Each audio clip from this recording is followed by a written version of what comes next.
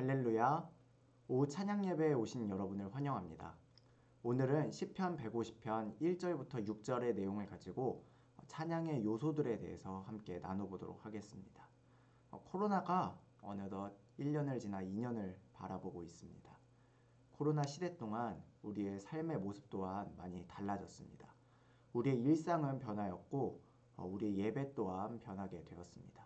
좋은 측면도 있지만 안 좋은 측면으로서의 변화가 더 많은 것 같습니다.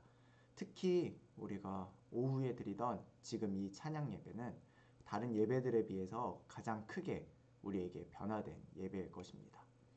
그래서 오늘은 찬양에 대해서 함께 찬양의 책인 시편의 마지막 편 150편을 함께 나눠보도록 합니다. 본문은 찬양의 책이라고 불리는 시편의 마지막 150편입니다. 시편은 성경 중에서 가장 긴 분량을 가지고 있고 그 저자도 여러 명으로 전해집니다. 그래서인지 시편의 마지막 150편은 시편의 마지막을 찬양의 의미들을 정리하여서 언급하고 있습니다. 오늘은 이 시편 150편에서 언급하고 있는 찬양의 의미, 특별히 찬양의 세 가지 구성 요소들에 대해서 알아보려고 합니다. 첫 번째는 찬양의 첫 번째 요소는 바로 찬양의 장소입니다. 한국 사람들은 참 노래방을 좋아하는 것 같습니다. 노래방만 주면 눈빛이 바뀌는 사람들이 참 많은 것 같아요. 평소에 조용하시던 분들이 방음이 되는 이 노래방에 가면 다른 사람 눈치를 보지 않고 마음껏 소리를 지르곤 합니다. 제 친구 전도사님 중에 한 분은 경북 영덕에서 자랐습니다. 요새 학생들은 PC방이다 노래방이다 많이들 가서 놀곤 하는데 제 친구 전도사님은 자신의 집이 산골이다 보니까 학창시절에 놀 곳이 없었다고 합니다. 그래서 교회에서 주로 놀곤 했는데 교회에 모여서 또래 친구들과 악기를 다루고 찬양하고 기도를 하는 것이 유일한 여가 생활이었다고 합니다. 코로나 초기 때 교회에서 집단 감염이 이루어진 이유도 바로 이 찬양 때문이라는 추측이 있습니다.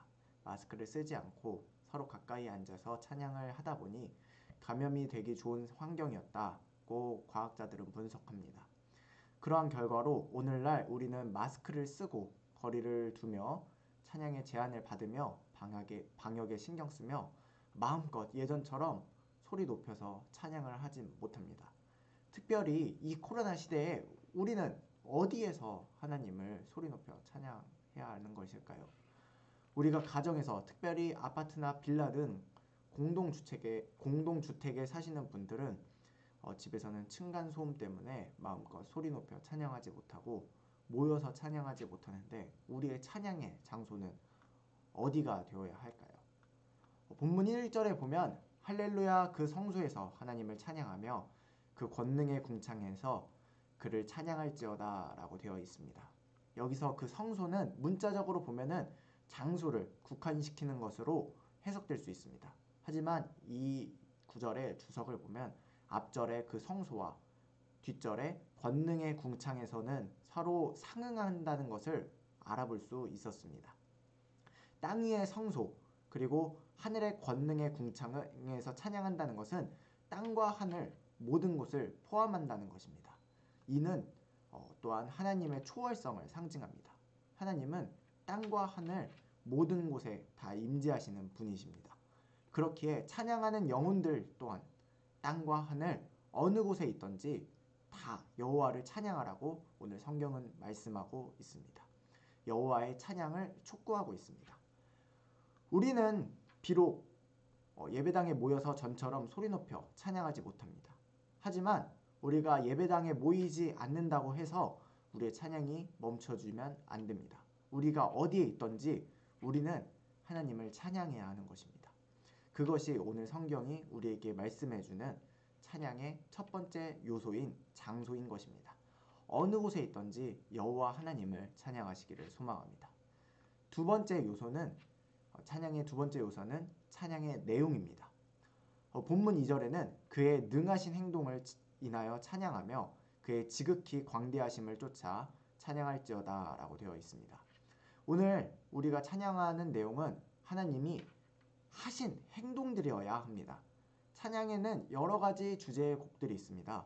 1997년에 지어져 2000년대 초 메가 히트를 기록한 당신은 사랑받기 위해 태어난 사람이라는 곡이 있습니다. 이 곡은 기독교를 넘어서 대한민국 사람이라면 모르는 사람이 없을 정도로 유명해졌고 기독교 CCM의 대표적인 곡의 위치까지 오르게 되었습니다. 하지만 이 곡은 한편으로는 많은 비판을 받기도 하였습니다. 왜일까요? 바로 찬양의 대상이 하나님이 아닌 사람을 향한다라는 이유 때문이었습니다. 그러한 비판이 옳다 틀리다를 분별하기에는 참 민감하고 어려운 부분인 것 같습니다.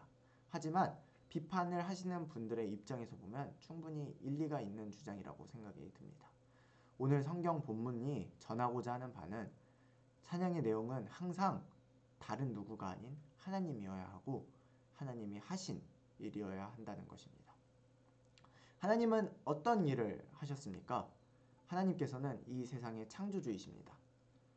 하나님은 이 모든 자연 만물을 지으신 분이십니다. 우리는 종종 멋진 광경을 볼 때 주 하나님 지으신 모든 세계 이 찬송을 하곤 합니다. 또 하나님은 우리의 구원자이신 하나님이십니다. 십자가 고통당하사 버림받고 외면당하셨네. 짓밟힌 장미꽃처럼 나를 위해 죽으셨네. 나의 주라는 유명한 CCM 가사가 있습니다. 이뿐만이 아닙니다. 이 세상을 보존하시고 유지하시는 그 하나님의 섭리, 특별히 우리 인생 가운데 친히 찾아오셔서 그 나라를 꿈꾸게 하시느라는 가사처럼 우리 인생에 역사하시는 하나님이시기도 합니다. 제가 간략히 찬양의 가사들을 나열하긴 했지만 찬양의 내용들은 하나님이 하신 일이어야 합니다. 찬양의 대상은 오직 한 분, 하나님이셔야 합니다. 이것은 세상의 노래들과는 차별된 찬양의 특징이고 찬양의 요소인 것입니다. 오직 하나님만 또 하나님이 하신 일만 찬양하시는 여러분들이 되시기를 소망합니다. 마지막 세 번째 찬양의 요소는 찬양의 방법입니다. 오늘날 찬양 예배라고 하면은 우리는 밴드의 구성을 생각하기 쉽습니다. 인도자는 기타를 메고 피아노와 드럼 또 베이스 등 여러 악기들로 흡사 밴드 음악 구성 요소를 떠올리기 쉽습니다. 이 밴드식 구성, 특히 드럼은 논란이 된 적이 한번 있었습니다. 드럼이 아프리카에서 민족 종교 의식에 사용된 것이 유래다라고 하면서 예배 음악에는 적합하지 않다는 주장으로 교회 안에서 이 밴드식 구성이 옳다, 틀리다를 두고 대립을 했던 적이 있습니다. 하지만 지금은 시대가 바뀌어서 제가 나온 대학에는 신학과 안에 예배 찬양 사역이라는 전공이 신설되기도 하였습니다. 학생들은 이 전공 안에서 각 악기를 마치 실용음악과처럼 세분화해서 전문적으로 배우기도 합니다.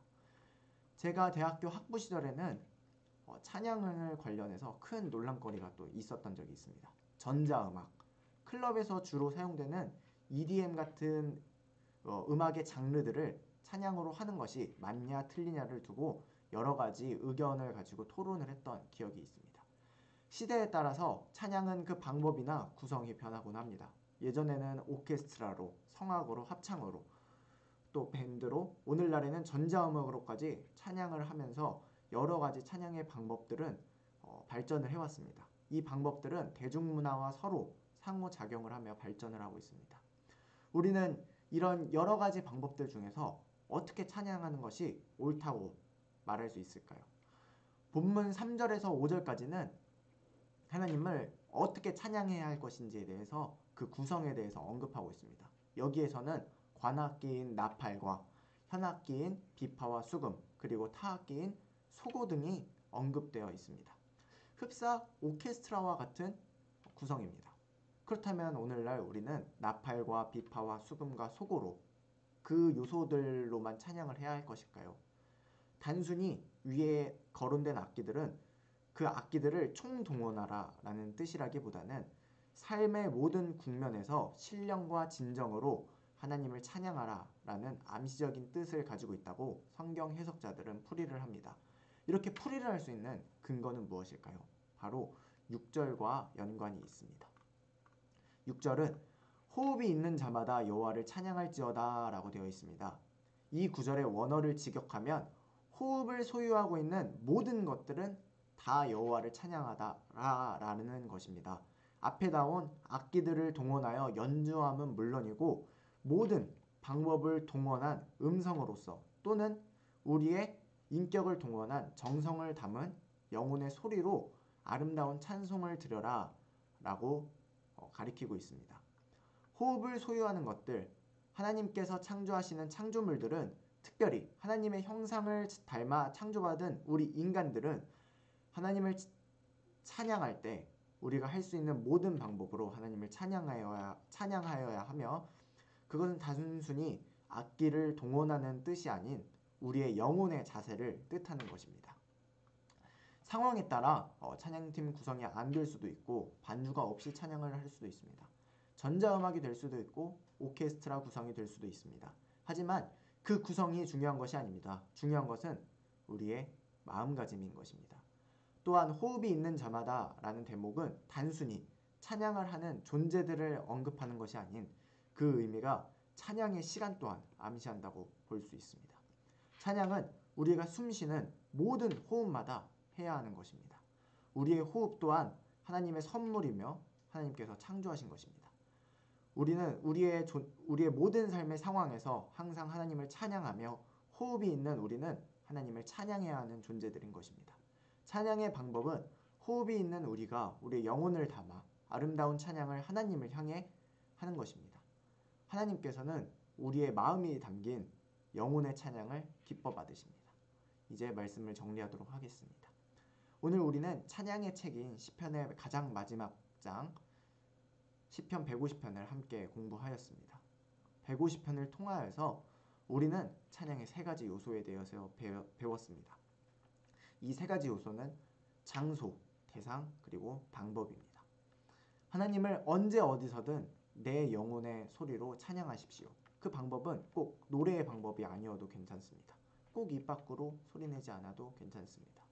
내 마음, 내 영혼을 다해서 내 삶의 모든 부분에서 하나님을 생각하고 하나님을 떠올리면서 그에게 감사하는 마음으로 살아가는 것, 그것이 바로 찬양의 가장 큰 요소인 것입니다. 호흡이 있는 자마다 호흡의 순간마다 여호와를 찬양하십시오. 그것이 시편의 가장 마지막 대목입니다. 할렐루야, 기도하시겠습니다. 하나님 아버지 감사합니다. 오늘 우리가 찬양에 대해서 배웠습니다. 하나님, 오늘 우리가 성경에서 배운 대로 우리가 오직 하나님 한 분만을 찬양하길 원합니다. 하나님의 하신 일을 우리가 높여드리기를 소망합니다. 우리의 호흡마다, 우리의 모든 순간마다 우리가 어디에 있든지 항상 하나님을 떠올리고 하나님께 감사를 드리기를 소망합니다. 우리의 그런 찬양의 결단을 가지고 우리가 세상으로 나아갈 때 하나님께서 하신 이 모든 세계를 우리가 감사함으로 받을 수 있도록 하시고 이 세상에 오직 하나님만 찬양하면서 살아가는 우리 영혼들이 될 수 있도록 주님 함께하여 주시옵소서. 감사드리오며 예수님의 이름으로 기도드립니다. 아멘.